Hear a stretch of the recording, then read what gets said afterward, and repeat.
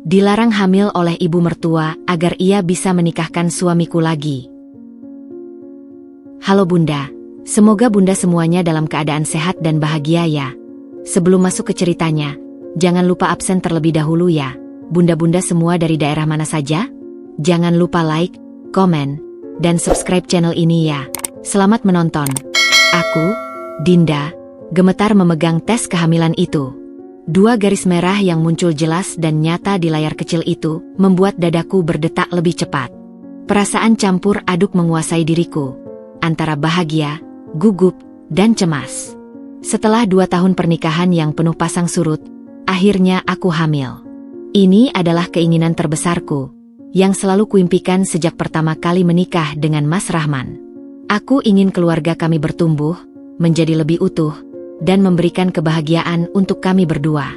Aku sudah menantikan saat ini begitu lama, dan sekarang, impian itu hampir tercapai. Aku menghela napas dalam-dalam, tersenyum kepada diriku sendiri di cermin. Tanpa sadar, mataku mulai berkaca-kaca. Aku merasa begitu bersyukur. Namun, kebahagiaanku seketika terhenti ketika pintu kamar tiba-tiba terbuka dengan suara keras, tanpa ada ketukan sebelumnya. Ibu mertuaku, Bu Wati, masuk dengan langkah cepat dan tegas. Aku tercekat. Aku belum siap menghadapi reaksi apapun darinya, apalagi yang seperti ini. Matanya langsung tertuju pada tanganku yang masih memegang tes kehamilan itu. Apa itu? Suaranya terdengar dingin dan tajam, seperti biasa. Tidak ada kata sapaan atau basa-basi. Aku merasa seolah-olah berada di ruang yang penuh ketegangan, meskipun baru saja merasakan kebahagiaan. Aku merasa sedikit gugup dan mencoba tersenyum, mencoba menyembunyikan kegugupan di wajahku. Bu, aku hamil. Kataku pelan, namun dengan hati yang penuh harapan. Aku ingin memberitahunya dengan gembira, mengharapkan sedikit rasa bahagia atau setidaknya, sebuah ucapan selamat. Namun, seketika itu juga, Bu Wati merenggut tes kehamilan itu dari tanganku tanpa memberi kesempatan bagiku untuk melanjutkan kata-kataku. Ia melihat hasilnya dengan ekspresi yang sulit kubaca, namun jelas tidak ada tanda-tanda kebahagiaan di wajahnya. Wajahnya justru mengerutkan kening, dan sepertinya ada semacam amarah yang mengalir begitu dalam di matanya. "Apa yang kau lakukan?" katanya, suara semakin tegang. Matanya menatap tajam, penuh kecurigaan. "Kau tidak boleh hamil." Kata-kata itu seperti sabetan pisau yang melukai hatiku. Aku tidak bisa membayangkan apa yang sedang terjadi, dan mengapa reaksinya begitu keras. Semua harapan yang kupertahankan tentang momen ini berubah menjadi kebingungan yang mendalam. Aku hanya bisa mematung, tidak tahu harus berkata apa lagi. Hatiku tiba-tiba terasa sangat berat, dan aku hanya bisa menatapnya dengan pandangan yang kosong, berusaha memahami apa yang baru saja terjadi. "Bu, kenapa?" Aku mencoba bertanya. Suara yang keluar terasa seperti bisikan lemah. "Apa yang salah dengan kehamilan ini? Kenapa ibu begitu menolaknya? Ini adalah kabar bahagia, bukan?" Tapi, sebelum aku bisa melanjutkan, Bu Wati sudah keluar dari kamar, meninggalkanku dalam kebingungan yang semakin mencekam. Suasana menjadi hening, hanya suara detak jantungku yang terdengar di telinga. Aku tahu saat itu juga, ada sesuatu yang lebih besar, lebih gelap, yang tersembunyi di balik semua ini. Ibu mertuaku selalu tampak tegas dan mengatur segalanya. Tapi kali ini, ada sesuatu yang lebih dari sekedar kekhawatiran. Ada sebuah rahasia yang harus kubongkar, dan aku harus siap menghadapi apapun yang ada di depan. Setelah kejadian tadi, aku merasa cemas dan bingung. Mas Rahman, suamiku, akhirnya pulang dan aku menceritakan semuanya padanya. Berharap bisa mendapatkan sedikit pengertian atau setidaknya dukungan dari orang yang selama ini kupanggil suami. Wajah Mas Rahman langsung memerah, dan aku bisa melihat jelas betapa marahnya ia. "Aku akan bicara pada ibu," katanya dengan nada tegas, seolah-olah ingin segera menyelesaikan masalah ini. Aku menatapnya, berharap semuanya akan segera berakhir. Tapi di dalam hatiku, aku merasa takut bahwa masalah ini akan menjadi lebih rumit dari yang aku bayangkan. Mas Rahman yang selama ini begitu lembut dan penyayang, kini tampak berbeda. Ada kekesalan yang kuat di matanya, seolah ada ketegangan yang telah lama terpendam dalam dirinya. Aku tahu, dia juga merasa terjebak di antara dua dunia, cintanya padaku dan rasa hormatnya pada ibu yang telah membesarkannya. Tengah malam, aku mendengar suara pintu terbuka keras, diikuti dengan langkah berat yang menuju ruang tamu. Mas Rahman dan Bu Wati sedang berhadapan. Dari balik pintu kamar, aku bisa mendengar suara percakapan mereka, meskipun aku tidak bisa menangkap semua kata-katanya dengan jelas. Namun, nada suara mereka yang tinggi membuatku semakin cemas. Aku tahu, ini bukan pembicaraan biasa. Ada sesuatu yang lebih besar yang sedang dipertaruhkan. Sesuatu yang jauh lebih kelam daripada yang aku pikirkan. Tiba-tiba, pintu kamar terbuka, dan Mas Rahman masuk dengan wajah merah padam. Ia tampak sangat marah, dan aku bisa melihat betapa emosinya meledak. "Ibu, kenapa ibu begitu keras kepala?" teriaknya. Ibu pikir aku tidak tahu apa yang sebenarnya terjadi. Suasana di dalam rumah tiba-tiba terasa begitu tegang. Mas Rahman berdiri di depanku, dengan mata yang tidak bisa menahan amarahnya, sementara Bu Wati tetap duduk tenang di kursinya. Wajahnya tidak menunjukkan sedikit pun penyesalan, justru ia tampak seperti seseorang yang sedang merencanakan langkah selanjutnya dengan sangat hati-hati. "Apa maksudmu?" Bu Wati bertanya dengan nada dingin, seolah tidak ada yang salah. "Kau terlalu memikirkan hal yang tidak perlu. Dinda tidak bisa hamil, karena itu akan merusak rencana ibu," jawabnya dengan tenang, namun dalam kata-katanya aku bisa merasakan ada sesuatu yang lebih besar yang sedang ia sembunyikan. Mas Rahman terkejut dan hampir tidak percaya dengan apa yang baru saja ia dengar. Ia menggelengkan kepala, seolah berusaha untuk memahami apa yang baru saja dikatakan ibunya. "Rencana apa, Bu?" tanyanya. Nada suaranya terdengar lebih lembut, namun aku bisa merasakan ketegangan yang membungkus setiap kata yang keluar dari mulutnya. Bu Wati tidak langsung menjawab. Ia menatap kami berdua dengan tatapan yang tajam dan penuh perhitungan. Aku merasa sangat terpojok dalam percakapan ini. Rasanya seperti ada sesuatu yang lebih besar yang sedang terjadi, dan aku hanya bisa menunggu apa yang akan keluar dari mulut ibu mertuaku berikutnya. Akhirnya, setelah beberapa saat yang terasa sangat lama, Bu Wati membuka mulutnya. "Kau pikir ibu tidak tahu apa yang terjadi di luar sana, Rahman?" kata Bu Wati, suaranya datar namun penuh makna. "Ibu sudah menjodohkanmu dengan Siska, anak Pak Lurah, demi melunasi utang keluarga kita yang menumpuk." Kata-kata itu bagaikan petir yang menyambar dalam ruang yang penuh ketegangan. Aku terkejut dan merasa seperti dunia runtuh di hadapanku. Aku tidak tahu harus berbuat apa, tubuhku terasa lemas, dan pikiranku terasa kosong. Bu Wati, ibu dari suamiku, telah merencanakan semuanya, bahkan menyusun takdir kami tanpa sepengetahuan kami berdua. Siska, perempuan yang selalu dipuji-puji Bu Wati, ternyata bukan hanya sekedar orang yang dianggap baik di mata ibu mertuaku. Dia adalah bagian dari rencana besar yang sudah disusun sejak lama, dan aku hanyalah alat untuk memuluskan rencana itu. Mas Rahman berdiri diam, mulutnya terbuka, mencoba memahami apa yang baru saja dikatakan ibunya. "Aku tidak setuju," teriak Mas Rahman, suaranya penuh emosi. "Aku tidak akan menikahi Siska, dan aku akan menghentikan semua rencana ini. Ibu, kau sudah keterlaluan." Namun, Bu Wati hanya tersenyum sinis. Wajahnya yang biasanya penuh kasih sayang itu kini tampak seperti topeng, menyembunyikan niat yang jauh lebih gelap. "Kau pikir kau bisa menolak?" katanya, suaranya dingin dan penuh tantangan. "Kau tidak akan bisa menentang keputusan ini. Ini untuk kepentingan keluarga kita, Rahman. Kau harus menikahi Siska jika kau ingin melihat masa depan yang lebih baik."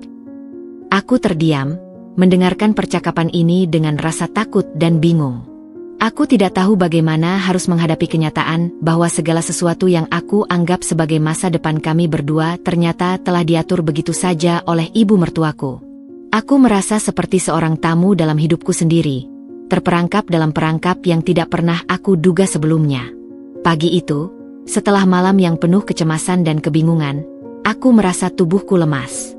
Setiap kali aku mencoba untuk bangkit dari tempat tidur, rasa pusing dan mual datang begitu saja. Aku merasa seperti terjebak dalam mimpi buruk yang tak kunjung berakhir.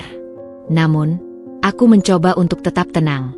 Mas Rahman, meskipun marah dan kecewa pada ibunya, tetap berusaha mendukungku. Ia menatapku dengan penuh perhatian, memastikan aku baik-baik saja. Namun, perasaan cemas dan ketakutan tak bisa begitu saja hilang. Tiba-tiba, Bu Wati muncul di depan pintu kamar, membawa sebuah teko kecil dan nampan yang berisi beberapa gelas jamu. Wajahnya tampak begitu tenang, seolah-olah tidak ada yang terjadi semalam. Aku merasa ada sesuatu yang tidak beres. Mengapa ia datang ke sini dengan membawa jamu? Bukankah semalam ia baru saja memarahi kami dan mengungkapkan rencananya yang mencengangkan? Tapi, karena tidak ada pilihan lain, aku hanya bisa menerima dan mencoba bersikap sabar. Ini jamu untuk memperkuat kandunganmu, kata Bu Wati, senyum tipis terlihat di wajahnya. Kau harus menjaga diri dengan baik. Jangan terlalu banyak bergerak. Jamu ini bisa membantu memperkuat tubuhmu. Suaranya terdengar penuh perhatian, hampir seperti seorang ibu yang peduli pada anaknya. Namun aku bisa merasakan ada sesuatu yang sangat tidak biasa di balik kata-katanya. Aku terdiam sejenak, mencoba mencerna apa yang baru saja ia katakan. Semalam, ia bahkan melarangku untuk hamil, dan sekarang, ia menawarkan jamu untuk memperkuat kandungan? Aku merasa ada yang janggal. Namun, Mas Rahman melihatku dengan tatapan yang meminta aku untuk menerima saja. Mungkin ia berpikir bahwa ini adalah cara terbaik untuk menjaga ketenangan. Dengan ragu, aku menerima gelas yang diberikan Bu Wati. Terima kasih, Bu, kataku. Suaraku terdengar agak ragu. Aku tidak tahu harus berbuat apa. Perasaan curiga mulai menguasai diriku. Tetapi, aku memutuskan untuk tidak menunjukkan kegelisahan itu dan meneguk jamu yang sudah ditawarkan. Jamu yang terasa pahit dan sedikit aneh di lidahku. Meskipun Bu Wati menjanjikan itu akan membantu kesehatan kandunganku. Namun, setelah meminumnya, aku merasakan sesuatu yang aneh. Perutku mulai terasa kram, dan rasa sakitnya datang begitu mendalam, seperti ada yang menekan di dalam tubuhku. Rasa sakit itu semakin menjadi-jadi, seperti ada yang merobek-robek dari dalam. Aku mencoba untuk bangkit dan berjalan ke kamar mandi, tetapi rasa pusing dan mual datang begitu cepat, membuatku terjatuh di lantai. Mas Rahman, yang mendengar suara jatuhnya tubuhku, segera berlari ke arahku. Wajahnya langsung berubah panik saat melihat aku tergeletak di lantai. "Dinda, apa yang terjadi?" teriaknya, matanya terbelalak cemas. Aku hanya bisa merintih menahan rasa sakit yang semakin parah. Tubuhku terasa kaku, dan perutku semakin terasa seperti ditusuk-tusuk. Aku hanya bisa menggenggam tangannya, mencoba mencari sedikit kenyamanan dari dirinya, namun rasa sakit itu terlalu hebat. Mas Rahman tidak berpikir panjang. Ia langsung mengangkatku dan membawaku ke rumah sakit. Tubuhku yang lemah hanya bisa pasrah pada pertolongannya. Setiap detik rasanya seperti berjam-jam, dan rasa sakit itu semakin tak tertahankan. Di rumah sakit, setelah beberapa tes dilakukan, dokter mengatakan bahwa aku mengalami keguguran. Kata-kata itu bagaikan petir yang menyambar di telingaku. Aku tidak percaya apa yang baru saja didengarnya. Kenapa bisa terjadi? Apa yang salah? Mas Rahman sangat histeris. Ia tidak bisa menerima kenyataan ini. Wajahnya yang biasanya tenang dan sabar kini dipenuhi dengan amarah dan kesedihan yang mendalam. "Ibu monster!" teriaknya. Suaranya bergetar penuh kebencian. "Ibu yang lakukan ini semua." Ia menatap ibunya dengan marah, seolah tak bisa lagi menahan kekesalannya. Namun, Bu Wati tetap tampak tenang, seolah tidak ada yang perlu dikhawatirkan. Bu Wati berdiri di sudut ruangan, tanpa ekspresi, hanya melihat kami berdua dengan pandangan yang tidak bisa dijelaskan. "Ini bukan salahku," katanya datar.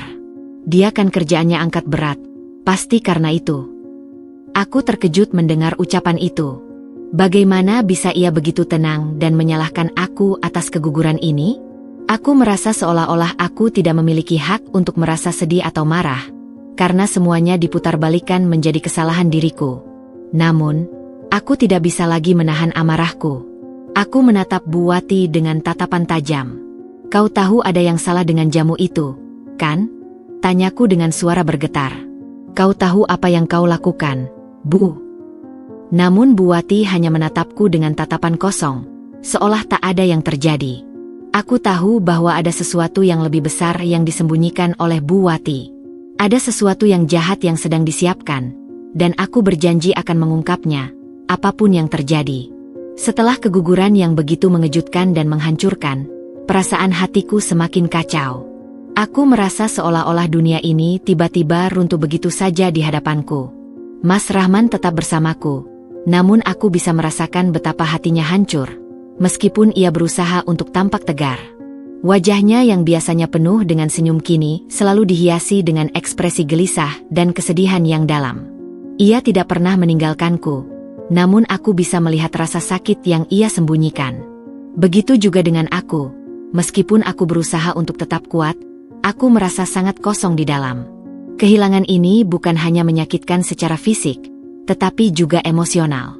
Hari demi hari berlalu, dan kami berdua berusaha untuk melanjutkan hidup, meskipun perasaan kehilangan itu tetap menghantui kami. Namun, rasa sakitku semakin mendalam ketika aku merasakan ada sesuatu yang aneh di dalam tubuhku. Aku mulai merasa lemas dan mual, seolah tubuhku tidak berfungsi sebagaimana mestinya. Pikiranku yang kacau mulai bertanya-tanya, apa yang sebenarnya terjadi pada tubuhku?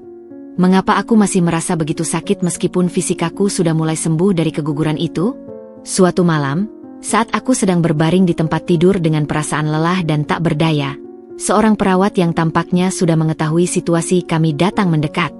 Ia menyentuh tanganku dengan lembut, seolah ingin memberikan dukungan, namun ada sesuatu yang terlihat dalam matanya yang membuatku merinding. "Dinda," katanya dengan suara pelan, "kami curiga ada zat berbahaya di darahmu." Aku terkejut. Kata-kata itu seperti petir yang menyambar dan menghantam otakku. Apa maksudnya dengan zat berbahaya? Apa yang terjadi padaku sebenarnya? Aku memandangnya dengan tatapan bingung, dan perawat itu melanjutkan, "Kami melihat sesuatu yang tidak biasa dalam tes darahmu, Dinda. Kami ingin melakukan tes toksikologi untuk memastikan." Rasanya seluruh dunia berputar.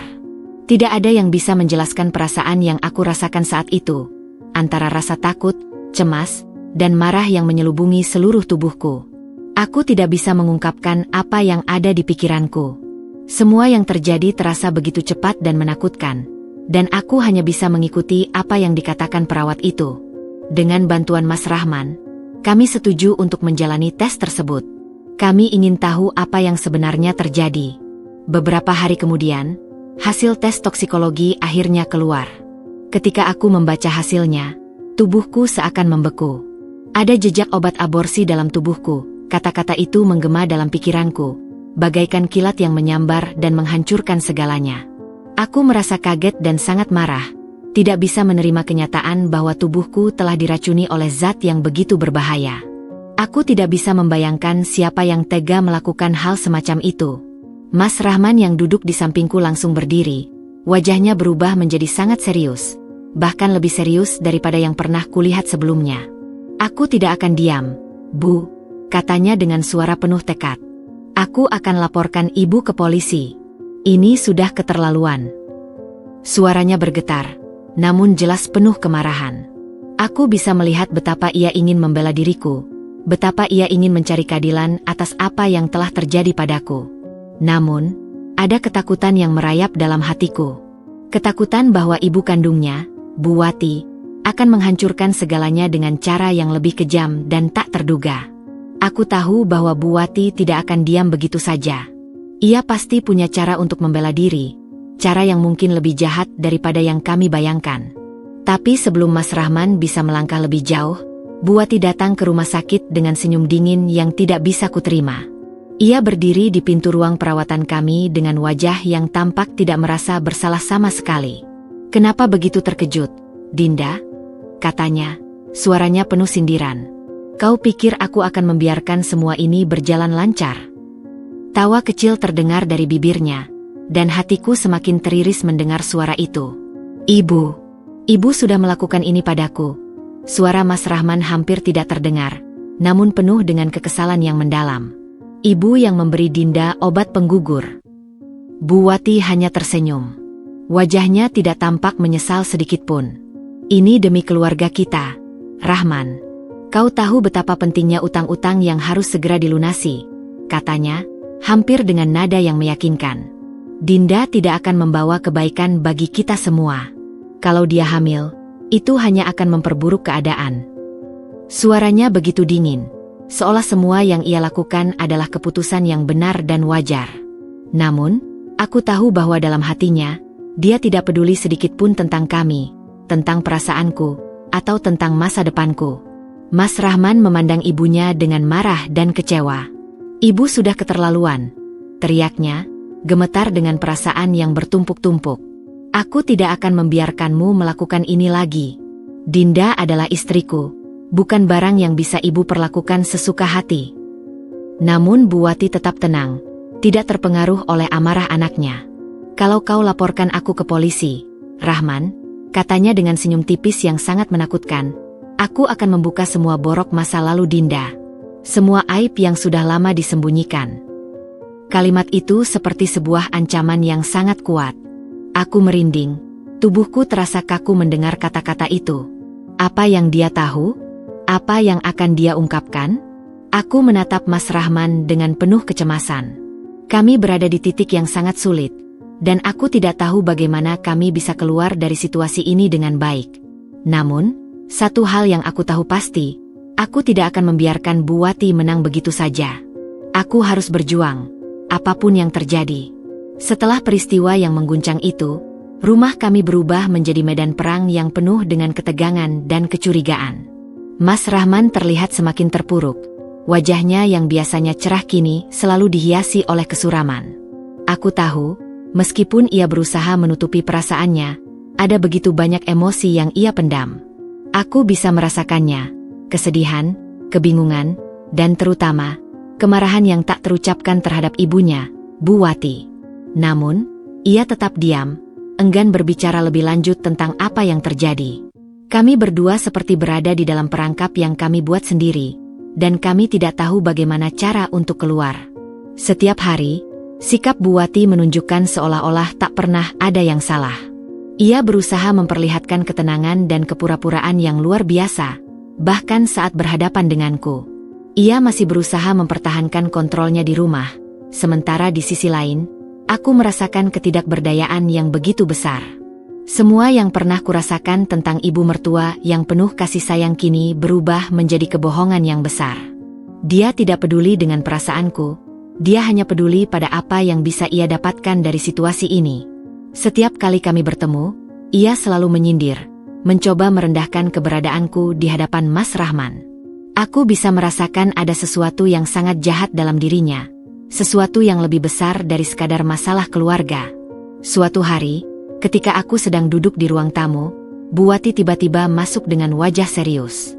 Tidak ada sapaan atau basa-basi, hanya tatapan tajam yang langsung mengarah padaku. Dinda, katanya dengan suara dingin, kau pikir kau bisa terus tinggal di sini? Aku terkejut, tetapi aku mencoba menenangkan diri. Bu, apa yang sebenarnya ibu inginkan? Kenapa semua ini harus terjadi? Aku bertanya dengan nada yang hati-hati, berusaha untuk menghindari konflik lebih lanjut, meskipun hatiku begitu tersakiti. Ia menatapku dengan tajam, bibirnya mengernyit, seolah mengingatkan aku siapa yang sebenarnya berkuasa dalam rumah ini. Kau tahu kan, aku tidak pernah setuju dengan pernikahanmu dengan Rahman. Sejak awal, aku sudah tahu bahwa kau bukan pilihan yang tepat, kata Buwati dengan tegas, seakan-akan ingin menunjukkan bahwa ia selalu benar. Aku menahan amarahku, berusaha untuk tidak terbawa emosi. Mas Rahman dan aku sudah saling mencintai, Bu. Kami sudah membangun kehidupan bersama. Jawabku, berusaha mempertahankan ketenanganku.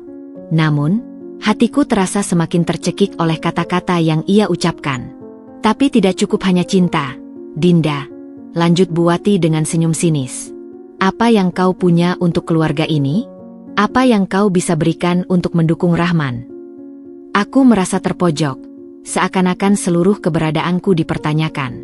Buwati menganggap aku sebagai beban, dan kata-katanya seperti belati yang menusuk hati. Kau pikir aku tidak tahu apa yang terjadi dengan keluargamu sebelum menikah? Apa yang kau sembunyikan dari Rahman? Katanya dengan nada yang penuh ancaman. Matanya yang dingin membuat aku merinding. Apa maksudnya dengan itu? Apalagi yang dia tahu tentang masa laluku? Aku tidak bisa menahan rasa takut dan gelisah yang mulai merayap di hatiku. Buwati bukan hanya ibu mertua yang kejam. Dia juga seorang wanita yang penuh rahasia dan manipulasi. Aku merasa tak berdaya, seperti terjebak dalam jaringannya yang semakin rumit. Di sisi lain, Mas Rahman seolah terjebak dalam perasaan cemas yang tak berujung. Ia ingin membela aku, tetapi di saat yang bersamaan, ia juga sangat terikat oleh rasa hormat dan tanggung jawab terhadap ibunya. Aku bisa merasakan betapa berat beban yang ia pikul. Hari demi hari, Bu Wati semakin terang-terangan memperlihatkan sikap tidak sukanya terhadapku. Ia tidak lagi berusaha menyembunyikan kebenciannya, malah semakin berani mengekspresikannya. Ia selalu berusaha memutarbalikkan fakta, menyebarkan kebohongan tentangku kemana-mana. Ia menyebut aku sebagai wanita yang hanya bisa merusak kehidupan anaknya, wanita yang tidak pantas menjadi bagian dari keluarga mereka. Semua kata-kata itu seperti duri yang terus menusuk, dan aku merasa terpojok di dalam rumah yang seharusnya menjadi tempat perlindungan. Bahkan ketika aku mencoba berbicara dengan Mas Rahman tentang apa yang terjadi, ia hanya menundukkan kepalanya, tidak tahu harus berkata apa. Aku bisa melihat bahwa ia terlalu lelah untuk bertarung melawan ibunya, dan merasa seolah-olah semua ini adalah takdir yang tidak bisa dihindari. Pada suatu malam, ketika suasana semakin tegang, Mas Rahman akhirnya mengajak aku untuk berbicara empat mata. Wajahnya lelah, dan matanya yang biasanya penuh dengan harapan kini tampak penuh keputusasaan. "Dinda," katanya pelan, "aku ingin kita keluar dari sini. Aku tahu ini sangat berat, tapi aku tidak tahu harus berbuat apa lagi. Ibu tidak akan berhenti melakukan ini padamu." Kata-katanya begitu tulus, tetapi juga penuh dengan keraguan. Ia merasa terpecah antara aku dan ibunya, dan aku bisa melihat betapa ia merasa tidak berdaya. Namun, di dalam hati, aku tahu bahwa kami harus membuat keputusan besar. Kami tidak bisa terus hidup dalam kebohongan dan manipulasi yang sudah merusak segalanya. Aku tidak bisa membiarkan diriku terus dihancurkan oleh tindakan Bu Wati yang tanpa ampun. Aku tahu bahwa kami harus memilih jalan kami sendiri, terlepas dari apa yang akan terjadi dengan hubungan kami dengan Bu Wati. Tetapi, aku juga sadar bahwa jalan itu akan penuh dengan tantangan dan rintangan yang tak terduga.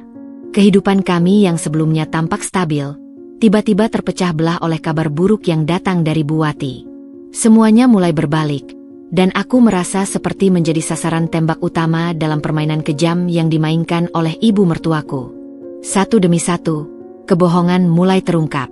Sementara aku berusaha sekuat tenaga untuk menjaga kehormatan diri dan keluargaku, Bu Wati dengan tenangnya mengungkapkan rahasia yang tak pernah kubayangkan akan keluar begitu saja. "Dinda, dulu kau pernah bekerja di klub malam, bukan?" Suara Bu Wati menyayat, mengubah suasana rumah kami menjadi sebuah pengadilan yang tak adil. Kata-katanya itu seperti sebuah petir yang menyambar, menumbangkan segala yang telah kurajut dalam pernikahan ini. Aku terdiam, tubuhku seakan membeku mendengar kata-kata itu keluar dari mulutnya. Aku tahu apa yang ia maksudkan, meskipun ia menyebutnya dengan cara yang jauh lebih kejam. Sebenarnya, sebelum menikah dengan Mas Rahman, aku pernah bekerja paruh waktu sebagai penyanyi di sebuah kafe. Itu adalah pekerjaan yang aku lakukan untuk membantu membayar biaya kuliah dan sedikit menambah penghasilan keluarga. Itu bukan sesuatu yang memalukan bagiku, dan aku selalu menganggapnya sebagai pekerjaan yang sah. Namun, bagi Bu Wati, pekerjaan itu adalah aib yang tak bisa diterima. Ia memutarbalikkan kenyataan, menambah-nambahi cerita, dan menyebarkan gosip yang berbahaya. Aku bisa merasakan bagaimana kata-katanya itu memecah keharmonisan yang telah kubangun dalam hidupku. Rasanya seperti semua orang di sekitar kami mulai menilai hidupku berdasarkan masa laluku, dan bukan siapa diriku yang sebenarnya sekarang. Setiap kali aku melangkah keluar rumah, aku merasakan tatapan tajam dari para tetangga. Mereka tidak tahu cerita yang sebenarnya, tetapi Bu Wati berhasil menciptakan narasi yang memojokkan aku. Mereka memandangku dengan tatapan yang penuh kebencian, seakan-akan aku adalah wanita yang penuh dengan dosa. Bahkan tetangga yang sebelumnya ramah mulai menghindar, menjauhkan diri seolah-olah aku membawa malapetaka.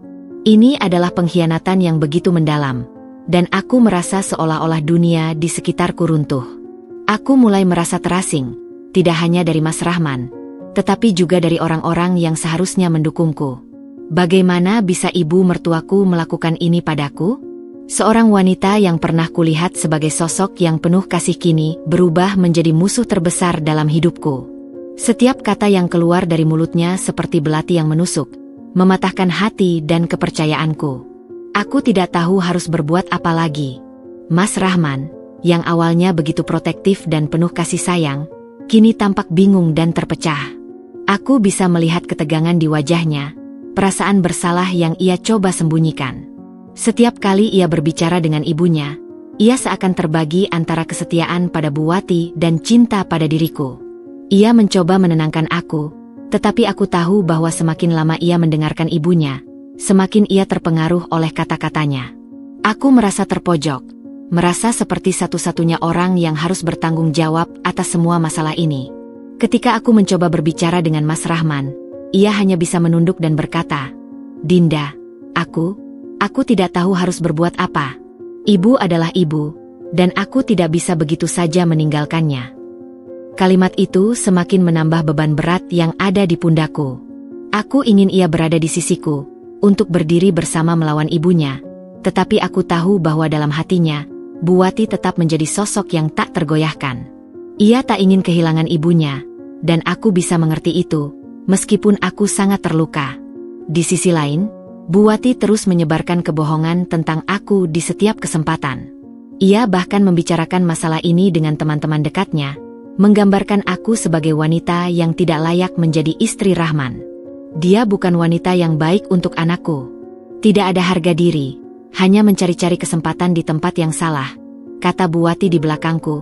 Mendengarnya saja membuat hatiku semakin perih.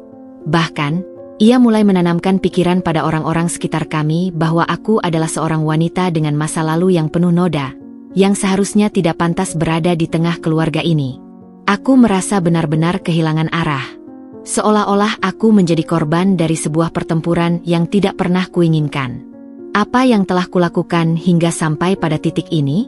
Aku hanya berusaha bertahan, untuk mencintai dan menciptakan keluarga yang bahagia bersama Mas Rahman. Namun segalanya seakan diporak-porandakan oleh ibu mertuaku. Aku mulai meragukan diriku sendiri. Apakah benar aku salah? Apakah benar aku telah merusak kehidupan orang lain dengan pekerjaan yang pernah kulakukan di masa lalu? Aku merasa sangat terjebak dalam cerita yang dibuat oleh Bu Wati, dan semakin hari, aku semakin merasa bahwa kebenaran itu tidak akan pernah terungkap. Semua orang akan terus percaya pada apa yang mereka lihat dan dengar, bukan pada apa yang sebenarnya terjadi. Kebaikanku, cintaku, dan usaha keras yang selama ini kuberikan tidak lagi dihargai. Aku merasa seperti bayangan dari diriku yang dulu, terperangkap dalam ruang yang sempit dan gelap. Semua yang pernah kubangun, baik itu hidup bersama Mas Rahman maupun citra diriku sebagai seorang istri, sekarang seakan runtuh begitu saja. Namun, meskipun semua itu terjadi, ada satu hal yang masih menguatkan aku, cintaku pada Mas Rahman. Aku tahu bahwa meskipun ia terbelenggu oleh ibunya, ia tetap mencintaiku.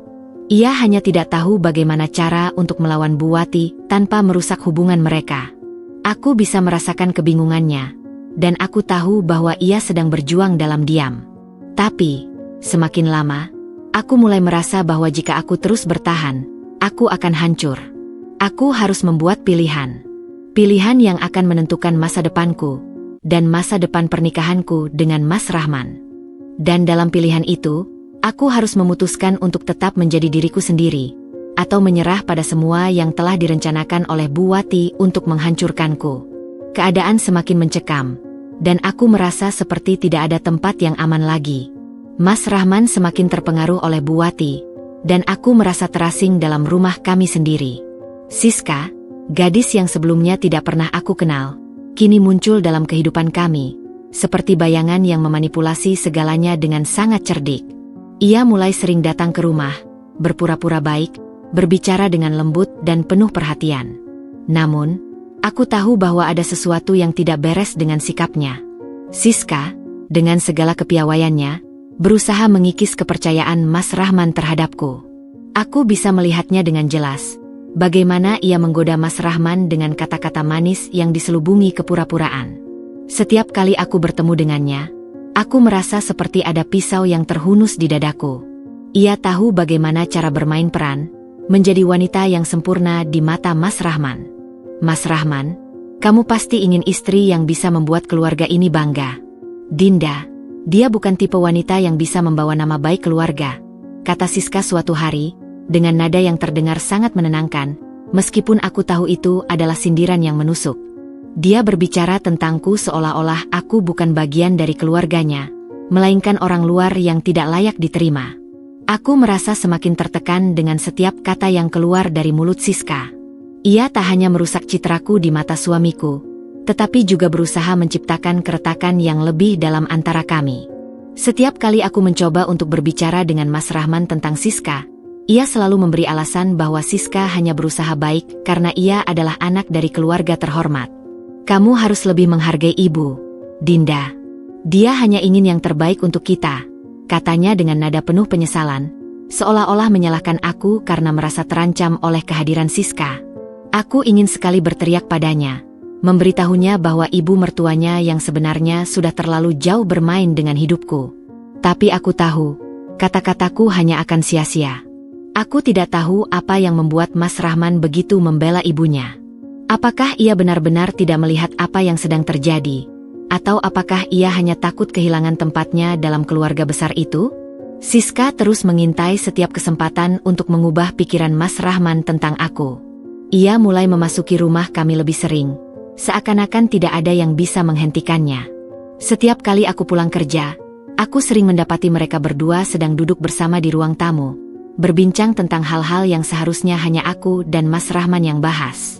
Suatu kali, aku pulang dan melihat mereka sedang tertawa bersama, bercanda tentang sebuah acara yang akan dihadiri keluarga besar. Melihat itu, hati ini terasa hancur. Kenapa Mas Rahman lebih nyaman dengan Siska daripada denganku? Bukankah aku yang telah bersamanya, menemani hidupnya selama ini? Aku bertanya-tanya apakah semua perjuanganku untuk pernikahan ini sia-sia. Suatu hari, Siska memutuskan untuk mengundang aku ke rumahnya. Katanya, ia ingin menunjukkan sesuatu yang penting. Meskipun aku merasa curiga, aku tetap memutuskan untuk pergi. Siska tampaknya ingin menunjukkan sisi lain dirinya, dan aku merasa bahwa mungkin ini adalah kesempatan untuk mencari tahu apa yang sebenarnya ia inginkan. Namun, saat aku tiba, aku terkejut. Siska sudah menyiapkan segalanya seolah-olah itu adalah pertemuan antara calon keluarga. Ia memperkenalkan aku pada teman-temannya, berbicara dengan penuh percaya diri tentang masa depan yang cerah bersama Mas Rahman, dan mencoba menggambarkan bagaimana hubungan mereka akan berjalan dengan lancar tanpa kehadiranku. Aku merasa sangat tidak nyaman, dan semakin yakin bahwa Siska berusaha mencuri tempatku dengan cara yang sangat licik. Mas Rahman sangat beruntung mendapatkan perhatian dari keluarga kami, Dinda, katanya dengan senyum yang sangat menyindir. Kita tahu bahwa keluargamu bukanlah tipe yang bisa membawa banyak manfaat bagi Mas Rahman. Saat itu aku mulai merasakan bagaimana dunia ini seakan menghimpitku. Di satu sisi, Mas Rahman yang semakin jauh dariku. Di sisi lain, Siska yang semakin agresif dalam mendekatkan dirinya kepada suamiku. Aku tidak tahu harus berbuat apa. Segala upayaku untuk menjaga pernikahan ini seolah sia-sia. Aku mulai merasa tidak cukup untuk Mas Rahman, dan semua usaha yang telah kulakukan untuk menjadi istri yang baik tidak pernah dihargai. Setiap kali aku berusaha berbicara dengan Mas Rahman tentang perasaanku, ia hanya berkata, "Aku tidak ingin kamu terus-menerus berpikir buruk tentang Siska, Dinda. Kamu terlalu paranoid. Dia hanya ingin membantu kita." Kata-katanya seperti duri yang menancap di hatiku, lebih melukai daripada menyembuhkan. Aku ingin berteriak bahwa dia sudah terlalu terpengaruh oleh ibu dan Siska, tetapi aku merasa seperti aku melawan angin. Siska semakin mengendalikan permainan ini, dan aku mulai merasakan bahwa aku bukan lagi istri yang dicintai. Dalam setiap kesempatan, aku mulai merasa seperti orang asing di rumahku sendiri. Siska dan Bu Wati telah menciptakan dunia mereka sendiri di dalam rumah ini, dan aku adalah pihak yang terpinggirkan. Aku tidak tahu harus kemana lagi. Aku tahu bahwa jika aku tidak segera melakukan sesuatu, aku akan kehilangan suamiku untuk selamanya. Hari-hari terasa semakin berat, dan aku mulai merasakan betapa terperangkapnya aku dalam permainan licik yang dimainkan oleh Bu Wati dan Siska. Semuanya berjalan sangat rapat dan penuh perhitungan.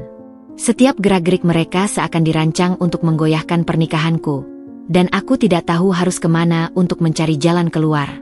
Kepercayaan yang dulu ada antara aku dan Mas Rahman kini mulai rapuh, tercerai-berai oleh keraguan dan manipulasi yang dilakukan oleh ibu mertuaku dan Siska. Aku tahu bahwa Bu Wati sudah lama merencanakan segalanya. Tapi semakin aku mencoba untuk memahami perananku dalam permainan ini, semakin aku merasa bingung dan kesulitan. Siska, dengan semua kecerdasannya yang tersembunyi di balik senyuman manisnya, semakin menunjukkan dirinya sebagai sosok yang tak bisa diremehkan. Aku tidak pernah mengira bahwa dia akan menjadi ancaman yang sebesar ini.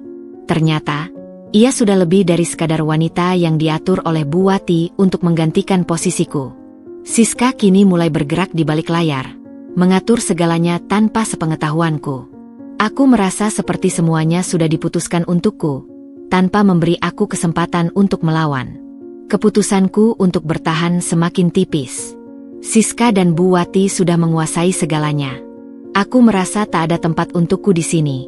Setiap sudut rumah ini terasa begitu asing dan penuh dengan kebohongan yang diciptakan oleh mereka berdua. Apa yang terjadi pada kami? Mengapa semua ini bisa terjadi? Aku merasa seperti orang yang tersesat dalam hidupnya sendiri, bertanya-tanya apakah ini benar-benar jalan yang harus aku tempuh. Tetapi satu hal yang pasti, aku tidak akan membiarkan mereka terus merusak hidupku tanpa perlawanan. Aku harus mencari cara untuk menghentikan semua ini. Aku harus memerangi permainan mereka, meskipun aku tidak tahu bagaimana caranya. Tapi satu hal yang pasti, aku tidak akan menyerah begitu saja. Malam itu, aku tidak bisa tidur. Setiap sudut rumah terasa begitu menyesakkan. Perasaan cemas yang sejak lama mengendap kini berubah menjadi ketakutan yang nyata. Aku tahu bahwa hidupku sudah berada dalam bahaya, tetapi tidak ada yang bisa aku lakukan untuk melawan.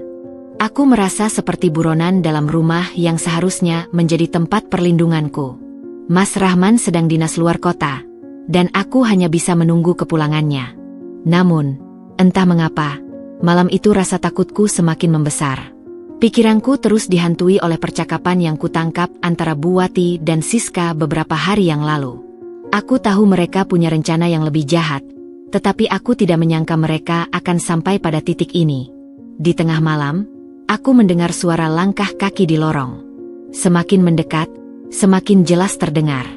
Awalnya, aku berusaha untuk menepis rasa khawatir itu, berpikir mungkin hanya suara rumah yang biasa. Namun, saat suara langkah itu semakin dekat, perasaan curigaku semakin meningkat. Aku berusaha bangkit dari tempat tidur, mencoba merasakan apakah ada bahaya yang mengintai. Tiba-tiba, pintu dapur terbuka dengan suara berderak yang membuat jantungku hampir berhenti. Tanpa sadar, aku mundur beberapa langkah ke belakang, mengutuk diriku sendiri karena tidak mengunci pintu dengan baik sebelumnya. Tapi sebelum aku bisa berpikir lebih jauh, seseorang yang mengenakan masker hitam muncul di hadapanku. Aku terdiam, tubuhku terasa kaku. Orang itu memegang pisau besar, dan mata hitamnya bersinar gelap, penuh niat jahat. Aku ingin berteriak, tapi suara yang keluar dari mulutku hanya bisikan ketakutan. Pikiranku kalut, bingung harus berbuat apa. Ia mendekat dengan langkah lambat dan penuh keyakinan. Setiap langkahnya menggetarkan hati dan menyadarkanku bahwa nyawaku berada dalam bahaya yang sesungguhnya. Aku hanya bisa melihat dengan ngeri saat ia mengangkat pisaunya, siap untuk menghujamkannya. Tak tahu bagaimana, tubuhku tiba-tiba bergerak, meronta, berusaha menjauh dari pisau itu. Aku berhasil menghindar dari serangan pertama, namun tubuhku jatuh ke lantai, kepalaku terbentur keras. Aku merasa dunia berputar, namun aku masih berusaha untuk melawan. Dalam keadaan terkapar, aku melihat pria itu mendekat lagi, kali ini dengan senyum menyeramkan yang terbentuk di balik masker. Ada sesuatu yang dingin dan tidak manusiawi di balik senyuman itu. "Kau tidak akan selamat," katanya dengan suara yang terdengar berat dan mengancam. Aku ingin menangis, tetapi aku tahu bahwa aku tidak bisa menyerah begitu saja. Aku harus melawan, apapun yang terjadi. Dalam keadaan panik, aku meraih pisau yang tergeletak di dekatku, mencoba untuk bangkit dan menyerang balik. Dengan tangan yang gemetar, aku mengayunkan pisau itu ke arah pria itu, dan entah bagaimana, aku berhasil melukai tangannya. Dia terhenti sejenak, merasakan rasa sakit yang tiba-tiba menyengat di tangannya, namun wajahnya tidak menunjukkan rasa takut. Sebaliknya, Ia malah tertawa kecil, tawa yang sangat jahat, seperti menikmati penderitaanku. Dalam kebingunganku, aku berusaha untuk bangkit lebih tinggi, mencari celah untuk lari. Namun, seolah sudah dipersiapkan, pria itu dengan cepat menyentak tanganku, membuat pisau itu terlepas dari genggamanku. Aku terjatuh lagi, tubuhku lemas, dan aku merasa semakin terperangkap. Pada saat itulah, aku mendengar suara pintu terbuka dari arah depan. "Dinda! Dinda!" Suara Mas Rahman terdengar sangat jelas, penuh kekhawatiran. Aku mendengar langkah kakinya yang terburu-buru menuju dapur. Pria itu yang mendengarnya sepertinya mulai panik. Dalam hitungan detik, ia mundur, berbalik, dan berlari keluar dari dapur dengan langkah cepat. Aku bisa mendengar suara pintu terbuka dan tertutup, dan beberapa detik kemudian, semuanya hening. Tubuhku terasa sangat lelah. Darah terasa mengalir deras dari luka yang ada di tangan dan wajahku. Aku berusaha berdiri, meskipun pusing, dan akhirnya bisa melihat Mas Rahman berlari masuk ke dalam rumah, wajahnya pucat dan panik. "Dinda, apa yang terjadi?" teriaknya sambil mendekat, menolongku yang masih terjatuh di lantai. Tangannya yang penuh kekhawatiran menggenggam erat tubuhku, membantu aku untuk bangkit. Aku hanya bisa menangis, menatapnya dengan penuh ketakutan. Aku ingin memberitahunya apa yang baru saja terjadi, tapi mulutku terasa kering dan tak mampu berbicara. Aku hanya bisa menatapnya dengan mata penuh permohonan. Mas Rahman langsung mengangkatku, membawaku keluar dari dapur dan menuju ruang tamu. Saat itu, aku melihat ada beberapa darah yang mengalir di lantai, darahku. Mas Rahman langsung menelepon rumah sakit dan meminta pertolongan darurat. Ketika para medis tiba, aku merasa semakin lemah. Aku merasa seperti mimpi buruk yang tak kunjung berakhir. Aku ingin tahu siapa yang berusaha membunuhku, siapa yang berada di balik semua ini. Namun, yang lebih membuat hatiku hancur adalah kenyataan bahwa perasaan aman dan terlindungi yang pernah aku rasakan di rumah ini kini telah hilang. Sampai di rumah sakit, Mas Rahman tidak bisa berhenti bertanya-tanya siapa yang melakukannya. Wajahnya yang penuh rasa khawatir menyiratkan betapa ia takut kehilangan aku. Namun, aku tahu bahwa di balik semuanya, ada sesuatu yang lebih besar dari sekadar percakapan biasa yang dapat diselesaikan. Ada pengkhianatan yang lebih dalam yang harus diungkap, dan aku tahu siapa yang bertanggung jawab. Bu Wati dan Siska. Mereka berdua ada di balik semua ini, dan aku harus mencari cara untuk menghentikan mereka sebelum semuanya menjadi lebih buruk lagi. Tapi untuk saat ini, aku hanya bisa berpegang pada harapan bahwa aku masih punya waktu untuk melawan. Hujan turun deras sejak sore, menyelimuti rumah itu dengan suara rintik yang menusuk hati. Aku duduk termenung di ruang tengah, tubuhku masih lemas dan jiwaku terasa remuk setelah kejadian beberapa hari lalu. Luka di tanganku masih dibalut perban, dan trauma di hatiku jauh lebih parah dari yang bisa dilihat mata.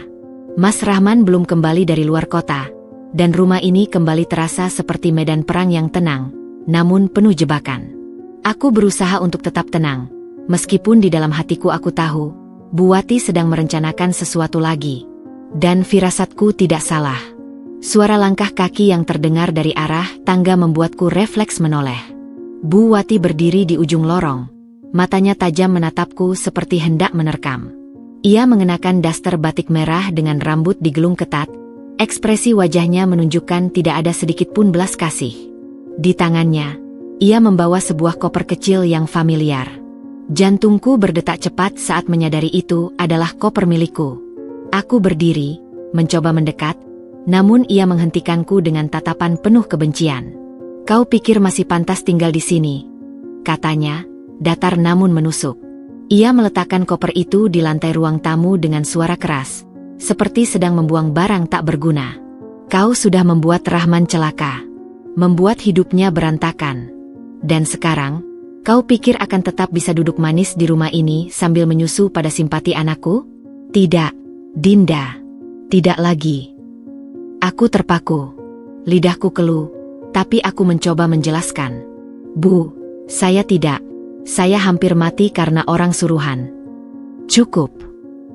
Ia mengangkat tangan, menghentikan kata-kataku. "Jangan main drama di depan saya. Kau pikir saya sebodoh itu tidak tahu kalau semua ini kau reka untuk menarik simpati Rahman? Kau wanita licik. Dari awal kau datang ke rumah ini, semuanya berubah jadi sial. Dan sekarang, Rahman menolak pernikahannya dengan Siska. Kau menghancurkan rencana terbaik untuk masa depannya. Mataku mulai basah. Aku ingin berteriak, ingin mengatakan bahwa justru akulah yang dikhianati, yang dilukai, yang nyaris kehilangan nyawa. Tapi apa gunanya? Bu Wati sudah buta oleh ambisinya. Baginya, aku adalah penghalang, noda yang harus segera dihapus dari kehidupannya dan dari hidup Mas Rahman. Ia mendekatiku, wajahnya begitu dekat dengan wajahku, dan ia berbisik dengan nada penuh ancaman. Kau akan pergi malam ini juga. Tak peduli hujan badai di luar sana. Kalau kau masih punya harga diri, keluarlah tanpa membuat keributan. Tapi kalau kau melawan, aku pastikan malam ini bukan cuma luka kecil yang kau terima. Aku tak sanggup berkata apa-apa. Hatiku mencelos, tubuhku gemetar. Aku memungut koperku dengan tangan bergetar, lalu melangkah ke pintu. Setiap langkah terasa seperti pisau yang menyayat harga diriku. Saat aku membuka pintu, angin malam menerpa wajahku dengan dingin yang menyakitkan. Aku menoleh sekali lagi ke dalam rumah yang pernah kuanggap tempat tinggal, tempat membangun masa depan bersama suami yang kucinta. Kini, rumah itu berubah menjadi tempat yang paling menyeramkan di dunia. Tanpa pilihan lain, aku melangkah keluar, menembus hujan dan malam. Langit seperti ikut menangis bersamaku. Aku tidak tahu harus kemana. Semua terasa hancur. Tapi di tengah kehancuran itu, satu hal yang membuatku tetap berdiri adalah harapan kecil, bahwa ini belum akhir dari segalanya. Bahwa aku masih punya kesempatan untuk bangkit. Aku menggenggam erat koperku dan mulai berjalan menjauh dari rumah itu. Setiap langkahku membawa rasa sakit, tapi juga tekad yang perlahan tumbuh dari luka. Dan di saat aku hampir kehilangan arah, sebuah mobil berhenti di tepi jalan. Dari dalamnya keluar sosok yang begitu kukenal. Rina, sahabatku sejak SMA. Wajahnya pucat melihatku basah kuyup dan penuh luka. Tanpa banyak tanya, ia langsung memelukku dan menarikku masuk ke dalam mobil. Untuk pertama kalinya setelah berhari-hari, aku menangis sejadi-jadinya di pelukannya. Aku tahu, mulai malam ini, hidupku akan berubah. Aku sudah tidak punya apa-apa lagi, kecuali keberanian untuk memperjuangkan harga diriku sendiri. Langit pagi masih kelabu ketika Mas Rahman akhirnya pulang dari dinas luar kota. Ia menginjakan kaki di rumah dengan raut wajah letih namun bersemangat. Dalam pikirannya, ia ingin segera memelukku, mencium keningku, dan meminta maaf karena meninggalkanku dalam situasi yang tak nyaman. Tapi begitu ia membuka pintu dan tidak menemukan siapapun di ruang tamu, terutama aku, ia tahu ada sesuatu yang tidak beres. Ia berkeliling, memanggil namaku beberapa kali, tapi hanya gemas suaranya yang menjawab. Dinda? Panggilnya lagi, kali ini lebih keras. Tak ada jawaban.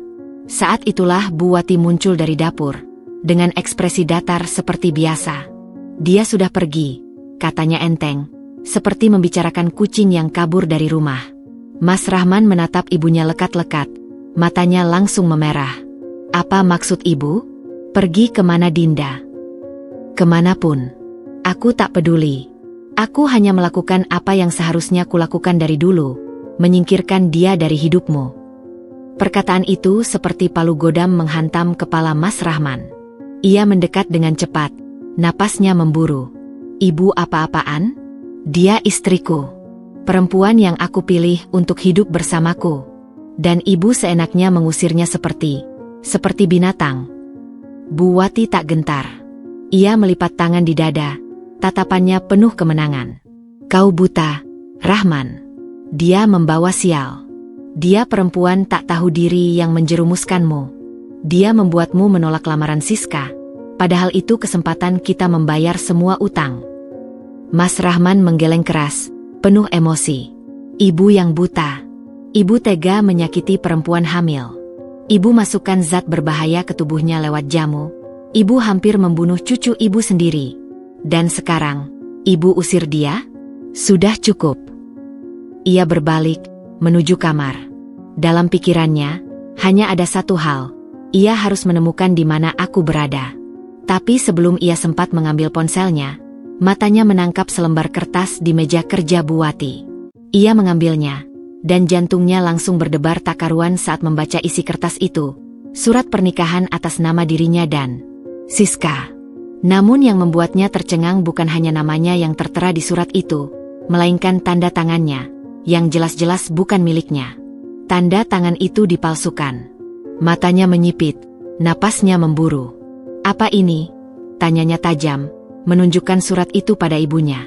Bu Wati tampak goyah untuk pertama kalinya. Wajahnya memucat, dan ia tampak gugup. "Itu hanya contoh, belum resmi." "Contoh? Tanda tangan saya dipalsukan." Ibu pikir saya bodoh. Ketika Bu Wati tidak menjawab, Mas Rahman mengambil ponselnya dan mulai merekam semua yang terjadi. "Saya akan laporkan ini ke polisi. Ini pemalsuan dokumen, dan ibu akan bertanggung jawab. Termasuk percobaan pembunuhan terhadap istri saya." Bu Wati langsung berteriak panik, mencoba merebut ponselnya. Tapi Mas Rahman dengan cekatan menjauh dan meninggalkannya. Ia masuk kamar, mengambil tas, dan keluar rumah dengan langkah tergesa. Ia tidak peduli lagi dengan reputasi keluarga, dengan utang, atau dengan Siska. Yang ada di pikirannya hanya satu, aku, perempuan yang selama ini ia abaikan, dan yang sekarang ia sadari sebagai satu-satunya orang yang benar-benar mencintainya tanpa syarat. Sesampainya di rumah Rina, berkat petunjuk dari salah satu tetangga yang diam-diam simpati padaku, ia menemukan aku duduk di sofa, mengenakan sweater longgar dan wajah yang masih sembab. Begitu mataku bertemu dengan matanya, aku tercekat. Campuran rindu, marah, dan lega memenuhi hatiku. Mas Rahman tak berkata apa-apa. Ia hanya berlutut di depanku, menggenggam tanganku erat, dan menatapku dengan air mata berlinang. "Maafkan aku, Dinda, aku terlambat. Tapi aku bersumpah, mulai sekarang, tidak akan ada siapapun yang menyakitimu lagi." Tangisku pecah seketika. Setelah semua yang kulalui, akhirnya seseorang datang. Bukan untuk menyelamatkanku, tapi untuk berdiri di sisiku, sebagai sekutu, sebagai suami. Dan untuk pertama kalinya sejak semuanya hancur, aku merasa sedikit utuh kembali. Hari itu, langit tampak murung, seolah turut merasakan guncangan batin yang sedang dialami keluarga kami. Setelah Mas Rahman membongkar semua kebusukan ibunya sendiri, suasana rumah mertua bagai ladang ranjau yang siap meledak kapan saja. Tak ada lagi tawa, tak ada lagi basa-basi. Yang tersisa hanyalah diam penuh ketegangan dan rasa kecewa yang membekas dalam. Bu Wati menolak semua tuduhan. Ia bersikukuh bahwa semua tindakannya demi kebaikan anaknya. Tapi dunia punya caranya sendiri untuk mengajarkan pelajaran. 3 hari setelah pengusiran dan kebohongannya terbongkar, Bu Wati mengalami kecelakaan dalam perjalanan pulang dari rumah Siska. Mobil yang dikendarainya menghantam pohon besar di tikungan tajam, konon karena rem blong. Warga sekitar segera membawanya ke rumah sakit. Tubuhnya penuh luka, dan yang paling parah, tulang belakangnya mengalami cedera serius. Dokter menyatakan ia mengalami kelumpuhan sebagian. Ia tak lagi bisa berjalan seperti dulu. Kabar itu sampai ke telinga kami melalui tetangga yang mengabari lewat pesan singkat. Aku tidak tahu bagaimana harus bereaksi.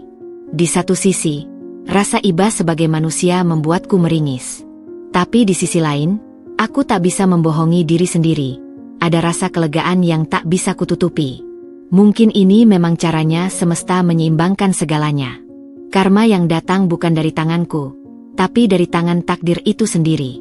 Mas Rahman mengunjunginya keesokan harinya. Aku ikut, meskipun hatiku masih penuh luka. Kami menemukannya terbaring lemah di ranjang rumah sakit. Pipinya yang biasanya tegas kini tirus, dan matanya tak lagi menyala seperti dulu. Tapi meski tubuhnya lemah, lidahnya belum juga lunak. Ia masih sempat berkata, "Lihat kan? Ini semua salahmu. Kalau kau tidak datang dalam hidup anakku, aku tak akan seperti ini." Mas Rahman meremas tanganku, berusaha tetap tenang. Tapi aku sudah tidak takut. Aku menatapnya dalam-dalam, lalu berkata lirih namun tajam, "Mungkin benar kehadiranku mengubah hidup ibu. Tapi bukan aku yang memasukkan racun ke tubuhku sendiri. Bukan aku yang mengatur pernikahan ilegal. Dan bukan aku yang menyetir mobil itu, Bu. Ibu sendiri yang memilih jalan ini." Tatapan Bu Wati memudar. Untuk pertama kalinya, Tak ada jawaban. Mungkin kata-kataku terlalu menohok, atau mungkin ia sadar. Ia memang tak punya lagi pembenaran. Namun ternyata, cobaan Buati tak berhenti di situ. Saat terbaring tak berdaya, ia baru menyadari satu hal yang lebih menyakitkan. Siska, si calon menantu kebanggaannya, tak pernah sekalipun menjenguknya. Padahal gadis itu tahu betul ibuku sedang dirawat. Ia hanya mengirim pesan lewat ponsel, meminta ditransfer uang karena ada keperluan mendesak. Buati yang masih punya akses ke rekening segera mentransfer sejumlah besar uang tanpa pikir panjang. Seminggu kemudian, semua terbongkar. Siska ternyata sudah menghilang bersama seorang pria, yang belakangan diketahui adalah pacarnya sendiri. Ia meninggalkan kota tanpa jejak, membawa uang ratusan juta dari rekening Buati. Ketika kabar itu sampai ke rumah sakit, tangis Buati pecah seperti anak kecil kehilangan mainan kesayangannya. Aku ditipu, bisiknya lirih, matanya kosong menatap langit-langit ruangan. Semua yang kulakukan, sia-sia. Tak ada yang menjawab, karena memang, tak ada lagi yang bisa dikatakan. Buati sekarang hidup dalam penyesalan. Fisiknya tak lagi sempurna, dan orang-orang yang dulu ia bela mati-matian kini meninggalkannya. Ia sendirian, terpenjara dalam tubuhnya yang lumpuh dan bayang-bayang kesalahan masa lalu. Dan Aku tidak merasa puas melihat penderitaannya. Tapi aku percaya, setiap luka yang kubawa, setiap air mata yang pernah jatuh, kini terbayar, tanpa aku harus membalas. Suatu hari, saat aku sedang menyusun laporan kerja ketika tiba-tiba ponselku berdering. Nama di layar membuat jantungku berdegup lebih cepat. Siska. Setelah semua yang terjadi, setelah ia ikut andil menghancurkan rumah tanggaku, kini ia menghubungiku? Tanganku sempat gemetar, tapi akhirnya aku tekan tombol hijau dan menempelkan ponsel ke telinga. Dinda, aku harus bicara. Tolong, jangan tutup dulu. Suaranya terdengar pelan, tak lagi pongah seperti dulu. Nada suaranya nyaris tak kukenal. Ada ketakutan, ada keputusasaan, dan yang paling mengejutkan, rasa bersalah. Aku diam, tak menjawab, hanya menunggu. Dalam hatiku, masih ada amarah yang belum tuntas, tapi ada juga rasa penasaran yang perlahan tumbuh. Mengapa dia meneleponku sekarang? Aku ingin minta maaf. Semua ini sudah terlalu jauh. Dan aku nggak kuat lagi berpura-pura, ucapnya lirih. Napas di seberang terdengar berat, seperti seseorang yang sudah menahan beban terlalu lama. Lalu ia mulai bercerita, dan setiap kata yang keluar dari mulutnya seperti menampar masa lalu yang selama ini kupendam. Aku memang gak pernah benar-benar cinta sama Mas Rahman. Sejak awal, aku cuma nurut karena ibunya janji bakal kasih aku uang untuk lunasin utang keluarga. Aku pikir, ya sudahlah, pura-pura baik saja. Tapi ternyata, semuanya lebih gelap dari yang kubayangkan. Hatiku berdegup kencang. Jadi benar. Dugaan selama ini bukan sekadar perasaan iri. Aku dulu merasa gila karena terus mencurigai mereka. Tapi sekarang semua terkonfirmasi dari mulut pelakunya langsung. Aku bahkan disuruh pura-pura akrab sama Buati. Tapi setelah dia kecelakaan dan gak bisa gerak, semua janji-janji dia tentang uang jadi gak jelas. Aku mulai mikir ulang, dan waktu itu, aku malah ketemu lagi sama pacarku dulu, Andre. Dia ngajak aku kabur. Katanya dia bisa bantu. Dia minta aku bawa uang dari rekening Buati. Dan, ya, aku lakukan. Ada jeda panjang. Aku menunggu, jantungku berdetak pelan-pelan seperti menandai setiap detik dari pengakuan yang tak kuduga ini. Saat aku tahu Buati lumpuh, aku nggak sanggup lihat dia. Aku takut. Bukan karena aku kasihan, tapi karena aku tahu aku bagian dari penyebab semua ini. Aku kabur, Din. Aku pengecut. Tapi sekarang, Andre juga ninggalin aku. Setelah dia ambil uangnya, dia ngilang.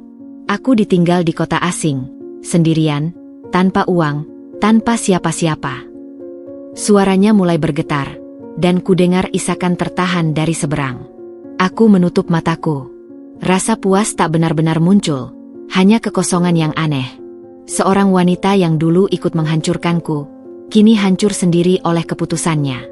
Aku tahu aku nggak pantas minta maaf. Tapi aku cuma ingin kau tahu, semua yang Buati lakukan, bukan karena kau buruk, Din.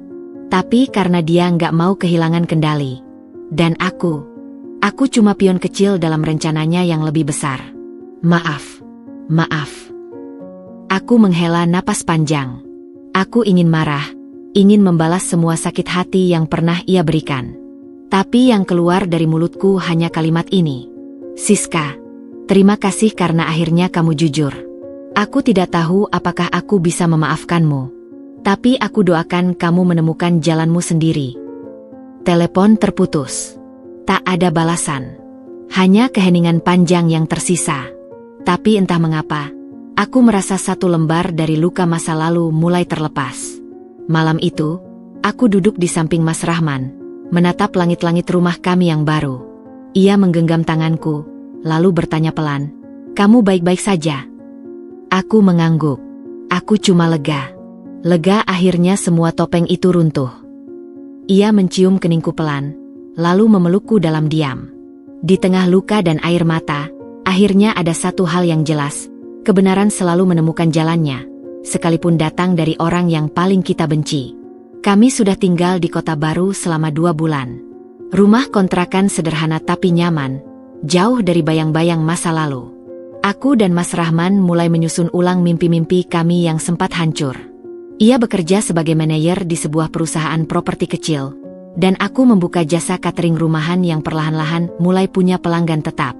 Di balik senyum kami setiap pagi, tersimpan trauma yang pelan-pelan kami kubur. Tapi seperti benih yang ditanam di tanah gersang, masa lalu selalu punya cara untuk tumbuh kembali. Suatu sore, saat aku tengah mengecek stok bahan di dapur, ponselku berdering. Nomor tak dikenal. Awalnya kupikir itu pelanggan baru, tapi begitu kudengar suara lirih di ujung sana, dadaku langsung sesak. "Dinda, ini ibu." Suara Bu Wati terdengar jauh, seperti berasal dari ujung dunia yang suram. Ada batuk kecil sebelum ia melanjutkan. "Kamu sehat, Nak?" Aku terdiam cukup lama, terlalu kaget untuk merespons. Otakku masih mencoba mencocokkan suara dingin dan kejam dari masa lalu dengan suara rapuh yang kini menyapaku. Aku hampir mematikan telepon itu, tapi jari-jariku tak bisa bergerak. "Aku tahu aku nggak pantas bicara sama kamu. Aku kesepian, Dinda." Rahman nggak pernah jawab telepon. "Aku tahu kalian marah, tapi aku benar-benar menyesal. Sejak kecelakaan itu, aku banyak berpikir. Aku kehilangan semuanya, bahkan diriku sendiri." Kalimat terakhir itu terdengar lebih seperti tangisan tertahan daripada pernyataan. Suaranya serak, patah-patah. Dan anehnya, di dalam hatiku yang dulu penuh luka, kini ada sedikit ruang yang terisi oleh rasa kasihan. Bukan karena aku melupakan apa yang ia lakukan, tidak akan pernah. Tapi aku juga tahu, dendam yang dipelihara terlalu lama akan membusuk jadi beban yang menyiksa. Malam harinya, aku menceritakan semua pada Mas Rahman. Ia terdiam lama, memandangi dinding seolah di sana tertulis semua beban yang selama ini ia pikul. "Aku nggak tahu harus merasa apa, Din. Dia ibuku. Tapi dia juga penyebab kamu kehilangan anak pertama kita." Aku memegang tangannya erat. "Aku juga nggak tahu, Mas. Tapi aku percaya, kadang kita butuh lebih banyak keberanian untuk memaafkan, daripada membalas." Beberapa hari kemudian, kami sepakat untuk mengunjungi Bu Wati. Bukan untuk membuka semua pintu, tapi setidaknya mengintip dari celah. Ia kini tinggal sendiri di rumah lamanya, dibantu seorang perawat. Saat kami datang, wajahnya pucat dan matanya bengkak. Tapi saat melihat kami di ambang pintu, ia menangis terseduh, seperti anak kecil yang akhirnya bertemu kembali dengan ibunya. Ibu jahat. Ibu terlalu keras kepala, dan sekarang ibu sendiri. "Ibu minta maaf, Dinda, ibu minta maaf." Aku hanya berdiri mematung, tapi air mata mengalir dari mataku tanpa kusadari. Luka itu belum sembuh, tapi aku juga bukan lagi wanita yang sama seperti dulu. Aku bukan korban, aku penyintas.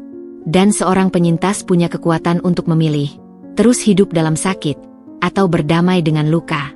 Hari itu, aku tak langsung memeluk Bu Wati, tapi aku duduk di sebelahnya.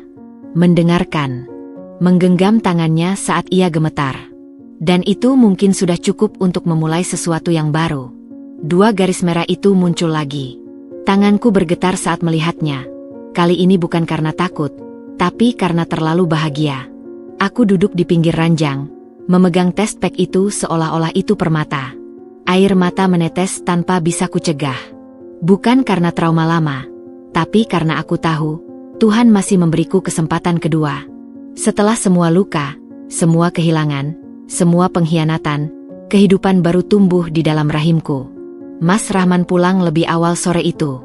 Begitu ia masuk rumah dan melihat wajahku yang penuh air mata, ia langsung panik. "Ada apa? Siapa yang ganggu kamu, Dinda? Katakan." Aku menggeleng sambil tersenyum. Tidak ada yang ganggu, tapi ada yang tumbuh dalam diriku. Ia mengerutkan kening. "Apa maksudmu?" Kusodorkan test pack itu pelan. Ia menatap dua garis itu lekat-lekat, dan dalam sekejap, wajahnya berubah. Mata berkaca-kaca, bibirnya gemetar. Ia menarikku ke pelukannya erat-erat, seperti ingin melindungi kami berdua dari seluruh dunia. "Alhamdulillah," bisiknya. "Aku janji, kali ini aku nggak akan biarkan siapapun menyakiti kalian. Termasuk ibuku sekalipun." Tapi yang mengejutkan, beberapa hari setelah kabar kehamilan itu, sebuah paket datang. Sebuah kardus berisi baju bayi rajutan tangan, selimut kecil berwarna pastel, dan sepucuk surat. Tulisannya jelas, tangan yang sudah renta namun berusaha rapi. "Untuk cucuku yang belum lahir. Dari nenekmu yang menyesal terlalu lambat." Kami terdiam lama membaca surat itu. Tak ada rencana untuk membalas. Tak ada niat mengizinkan Bu Wati kembali masuk sepenuhnya ke dalam hidup kami. Tapi setidaknya, aku tahu ia sedang berusaha berubah, meski caranya masih tersesat. Dan itu sudah cukup untukku. Hari-hari selanjutnya berjalan tenang. Pagi diisi dengan aroma roti panggang dan senyum hangat Mas Rahman yang rutin memeriksa kalender kehamilanku. Malam dihabiskan dengan suara detak jantung kecil dari alat monitor janin, yang membuat kami percaya bahwa harapan itu nyata. Aku belajar bahagia lagi, perlahan tapi pasti. Di satu malam, saat hujan turun deras dan listrik sempat padam, aku duduk di dekat jendela sambil memeluk perutku yang mulai membuncit. Mas Rahman duduk di belakangku, memeluk dari belakang, tangannya hangat di atas perutku. "Kamu tahu, Din?" bisiknya, "anak ini akan tumbuh dalam rumah yang penuh cinta, bukan ketakutan." Aku menoleh, menatapnya dalam gelap. "Dan kita akan ajari dia tentang pengampunan, tanpa harus melupakan luka. Karena itu caranya jadi kuat." Kami saling tersenyum dalam diam. Tidak ada janji-janji manis yang muluk. Kami tahu hidup tetap akan sulit. Tapi kami punya satu sama lain. Dan sekarang, kami punya alasan baru untuk terus berjuang. Akhirnya, hidup kami tidak sempurna, tapi kami memilih untuk bahagia. Karena setelah badai yang panjang, kami tahu bagaimana cara menghargai pelangi. Dan pelangi itu, kini tumbuh di dalam rahimku.